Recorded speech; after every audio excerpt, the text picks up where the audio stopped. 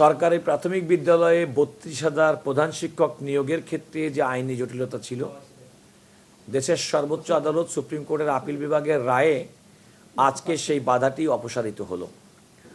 মূল বিষয়টি ছিল ২০১৩ সালে তখনকার সময়ে যে সমস্ত বেসরকারি স্কুল ছিল ২৬,০০০কে অধিগ্রহণ করা হয় এবং আলটিমেটলি সরকারি করা হয়।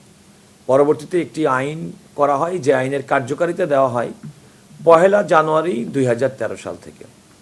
ওই আইনের একটা বিধান হচ্ছে যেহেতু প্রধান শিক্ষক হিসেবে সরাসরি সরকারি প্রাথমিক বিদ্যালয়ে নিয়োগ হয়, আর যারা বেসরকারি স্কুল থেকে এসে অধিগ্রহণকৃত স্কুলের তাদের অবস্থানটা কী হবে, তখন সিরিয়াল করার জন্য বলা হলো সরাসরি নিয়োগপ্রাপ্ত যারা তারা প্রথমে থাকবে, আর তারপরে অবস্থান হবে অধিগ্রহণকৃত স্কুলের শিক্ষকদের।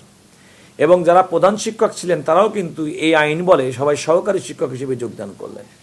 এমন একটা পরিস্থিতিতে তারা এই আইনটা চ্যালেঞ্জ করলেন, তাদের বক্তব্য তাদেরকে ডিমোশন করা হয়েছে। হাইকোর্ট বিভাগ আইনের একটা সংশ্লিষ্ট ধারা বাতিল করে আলটিমেটলি তাদের পক্ষে রায়টা দেয়, যার বিরুদ্ধে সরকার আপিল দায়ের করে। আজকে আপিলটি চূড়ান্ত বিবেচনায় শুনানি হয়েছে। বাংলাদেশের মাননীয় প্রধান বিচারপতি নেতৃত্বে ৪ সদস্যের আপিল বিভাগ সরকারের পক্ষে রায়টি দিয়েছেন। অর্থাৎ এখন সরাসরি নিয়োগপ্রাপ্ত প্রধান শিক্ষকের সঙ্গে অধিগ্রহণকৃত কিংবা সাবেক বেসরকারি প্রাথমিক শিক্ষকদের যে আইনি জটিলতা ছিল, আজকের রায়ের মাধ্যমে সেই আইনি জটিলতা দূর হলো। সরকার এখন এই ৩২,০০০ প্রাথমিক বিদ্যালয়ে প্রধান শিক্ষক নিয়োগ দিতে পারবেন, আইনি কোনো বাধা থাকবে না।